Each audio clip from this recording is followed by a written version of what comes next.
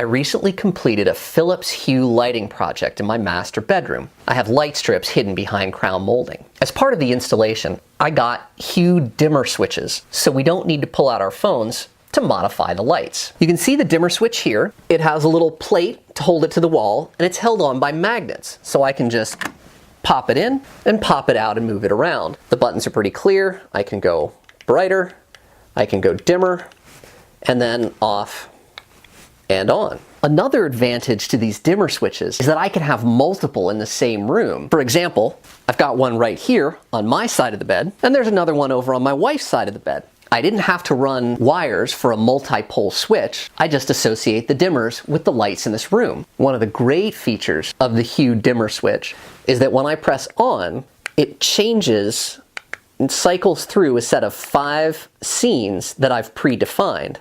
I can actually set it up so that each controller has a different set of scenes. This means I don't have to fumble around with my phone. Now there are a couple of drawbacks to these dimmer switches. As you can see here, I have a light switch which controls a bedside lamp.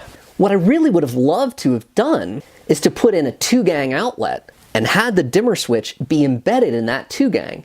Instead, it's a separate piece. Now that's a big advantage if you're planning on moving things around and taking the lights with you, but I intend these to be a permanent part of my house. The other drawback is that I've got 2 little kids, and there's nothing that they like more to pick these up, run around the room, change the lights, and then we've got to go search for them and find them, and that can be a bit of a pain.